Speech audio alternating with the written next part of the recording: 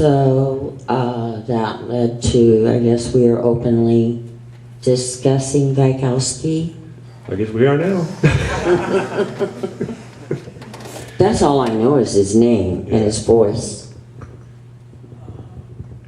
Your reaction, no, let's put some perspective on this. I've played you the voices of Rick Marshall, Arthur Allen, the Texas Redneck, Jack Terrence, who else? I'm probably missing some, but probably 10 or 15 suspects. At least 10 or 15, at least. And none of them, I mean, you just said, no, that's not it. Each time it was just very simple. And this time you actually, I think the first time you heard it is when you had to get off the phone. I really thought you were going to be physically, and then you called me back and I played it again and I'll never forget that.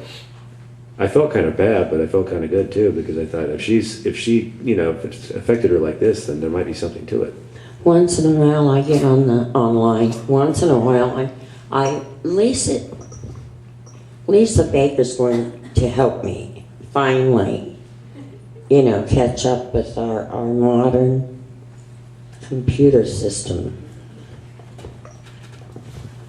But I was surprised at the amount of people that I was able to read. I could get to their messages.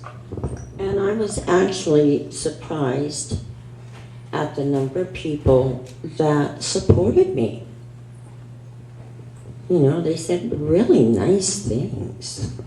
Like, well, Nancy's too level-headed and, things like that. I think, did you have a question? Yes. Did the man who called you, did he have any recognizable regional accent? No. No Southern accent? No. Are you sure? Because there's a suspect named Jack who really... Well, yeah, I know. I really ought to listen to about 20 more tapes before I make any decisions on that, right? Anyone else? Question? Yeah, are you, there were, not the Blue Rock Springs murder, but the Lake Herman murder. There were still a couple of the responding Benicia police officers around town. Are you in touch with them at all? Are you in touch with any of the officers that worked with you that night in Vallejo? No. Ed Rust is in the chat. Said hi to Nancy. The haunting evidence show is on at 4 o'clock today. Oh. Oh, is it? Wow. So if anyone wants to make any calls to set timers. Yeah, good point. But speaking of the police officers you work with, Ed Rust was scheduled to be here. He got E. coli or some...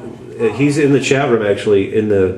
He's watching, and he says hi to Nancy. He felt really bad, so I'm going to use it as a guilt trip. So he'll be there July 4th. But if anyone wants a refund, during intermission. Yeah, you can. He can hear me. Yes. Yeah. I was very disappointed that you got sick. Yeah. Does anyone know if Brian Hartnell has heard that same recording of Guy's voice? I wish. I haven't heard. I've tried, but as far as I know, Hartnell's never heard that recording of Richard, or any that I know of. He's a very successful attorney in Southern California, but I really haven't seen Brian since that day. Okay. Okay, thank you, Nancy. Thanks for coming back.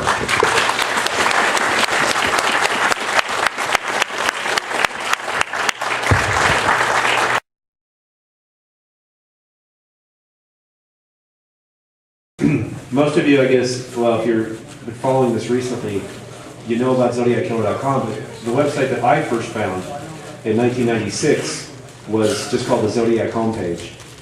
And it was an excellent website. I was thrilled when I found it because there was such a shortage of information about the case. And there isn't anymore, but there used to be. There used to be nothing online or, except for one website or two websites, and there was one book, I think, and that was it. No movies, or that horrible one from 1971.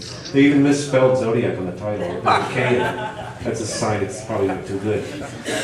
So the Zodiac homepage was created by Jackson Garland. He's since moved to China, but he came back today for the 40th anniversary, and he's like my hero because he was the first site I said I got to do one better than his. And he had a great site, so I want him to come up. Jackson, come on. I want to introduce him, and I want him to talk. Well, I'm trying to. We finally met for the first time. So. Did I say? Do I have a comparable site at least? Oh, it's exponentially better. It's impossible to measure how much better Tom's site is. I'll give you your money. You know.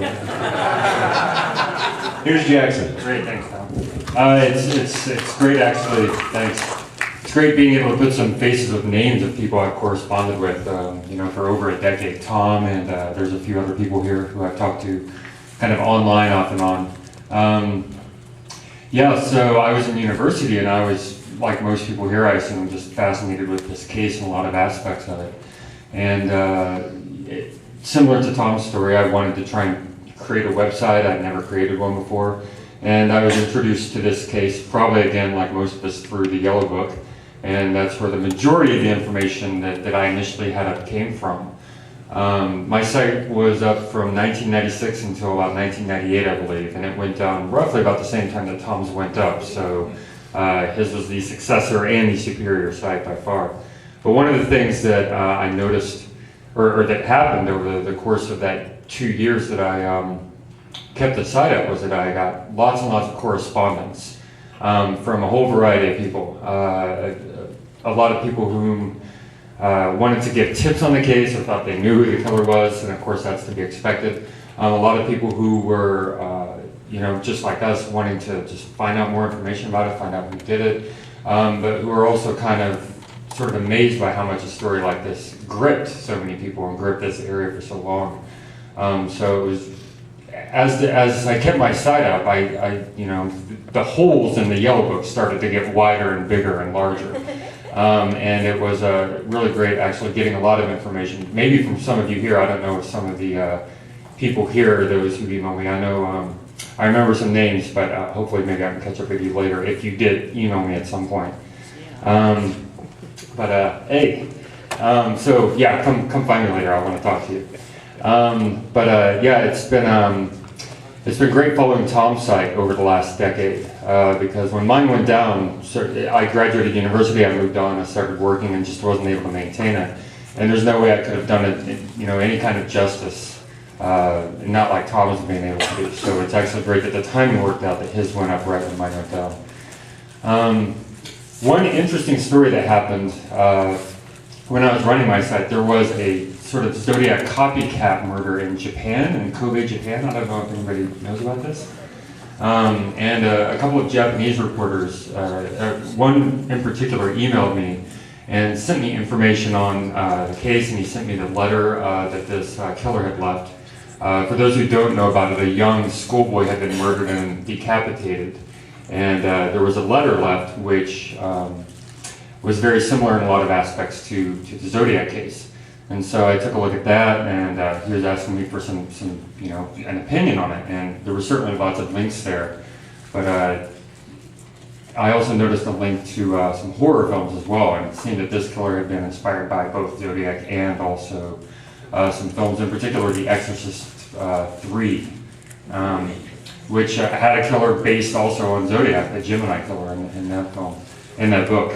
And so that was something that was it felt quite special to be a part of helping bring, solving a case and hopefully helping them put that together.